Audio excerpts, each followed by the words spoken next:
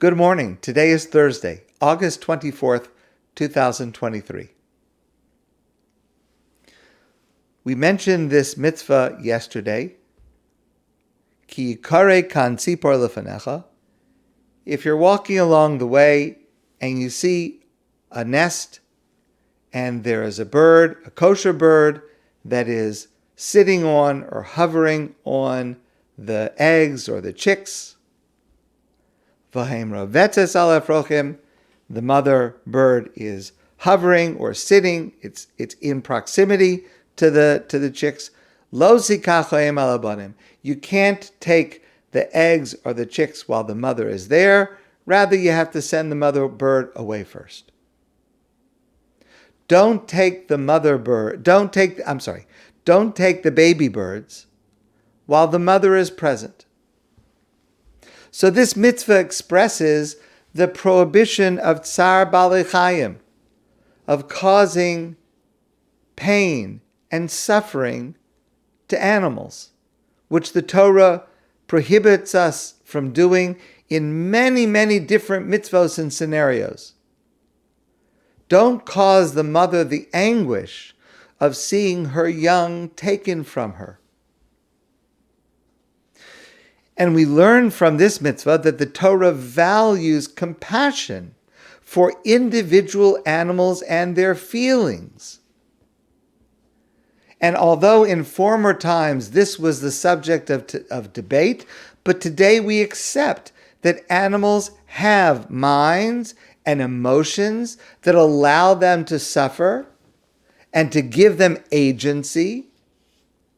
And so in a wider sense, what this mitzvah is teaching us is that the Torah and Jewish values call us to take what we need from the natural world in a way that is sustainable.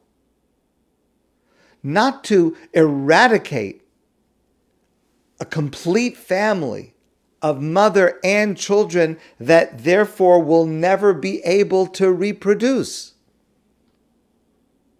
Taking our needs from the world around us, according to David Seidenberg, may never spring from an attitude that we have a right to cause harm.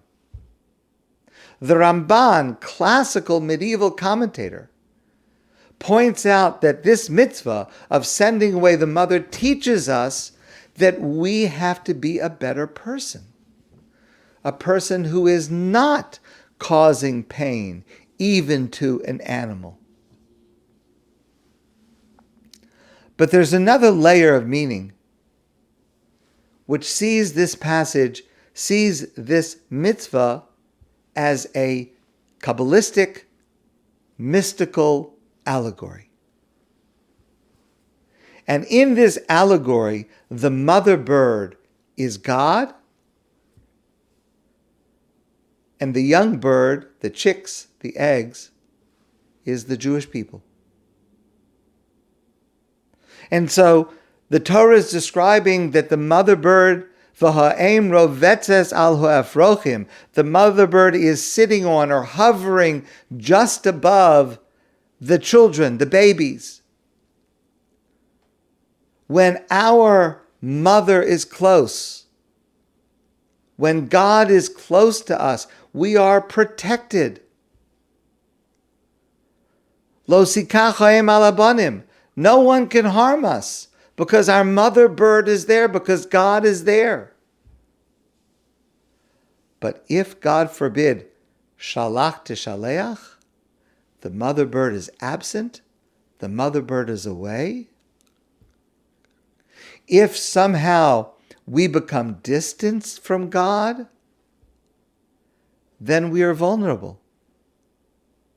And the lesson of that is that we need to try to keep ourselves connected to God, enveloped in the wings of God's protection.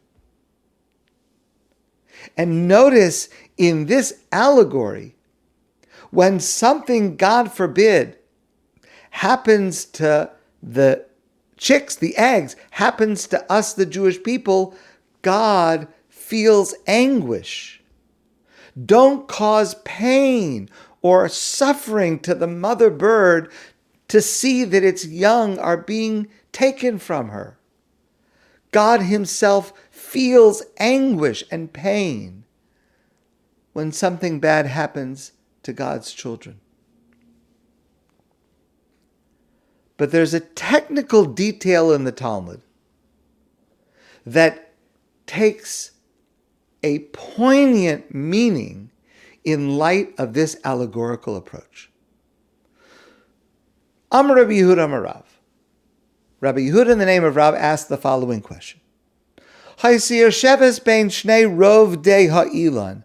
What if the mother bird is not hovering directly over the nest, but rather the mother bird is higher, resting on a higher branch above the nest. The nest is here, and the mother bird is up here.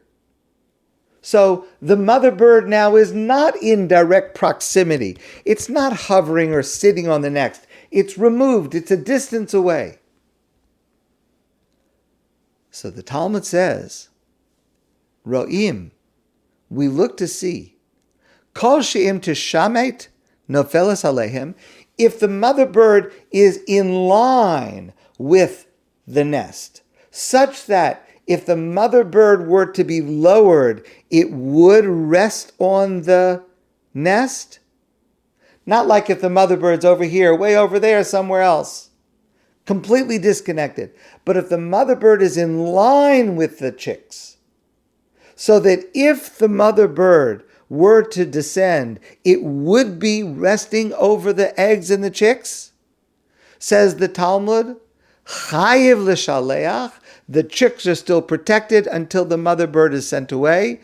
V'im lav, but if the mother bird is just away, distant, on a different tree, a different branch, somewhere else, then patur, then you're exempt from this mitzvah.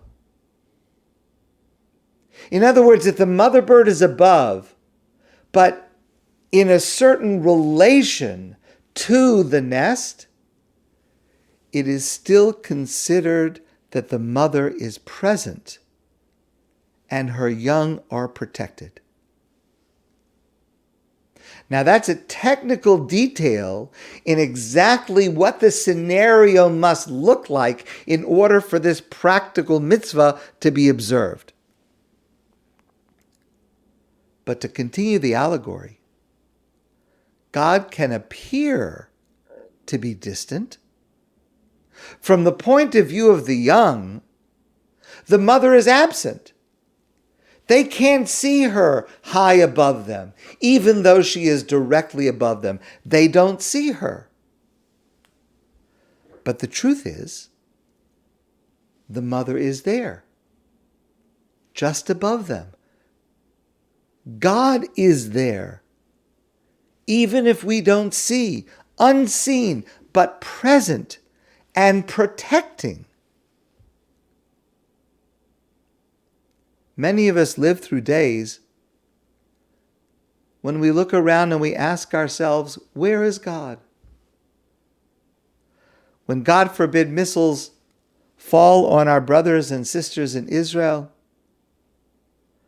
when other tragedies occur through anti-Semitism or terror, we ask ourselves, how can our enemies take our young?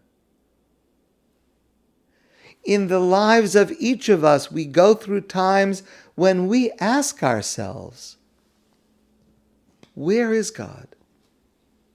Where is our protection?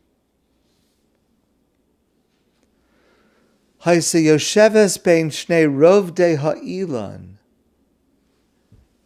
God is above the nest, but directly above, so that from our point of view, God may appear to be absent.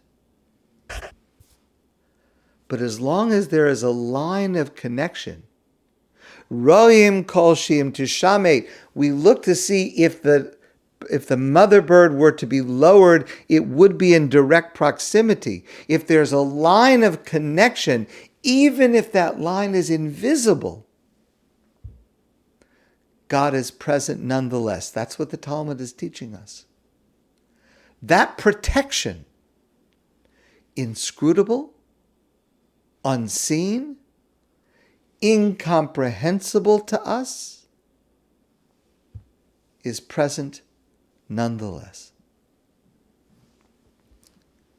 And so we read this passage in this week's Torah portion, the Parsha of Kisetzeh, to remind ourselves of the mitzvah, to remind ourselves of all of the ramifications of sensitivity to animals and concern for God's world and everything in it.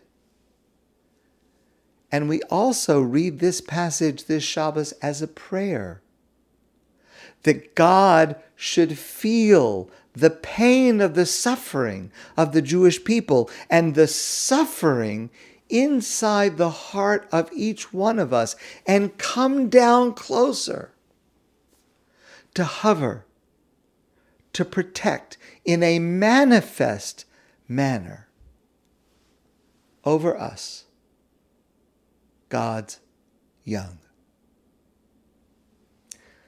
My friends, I wish you a great day, and I look forward to seeing you soon in person.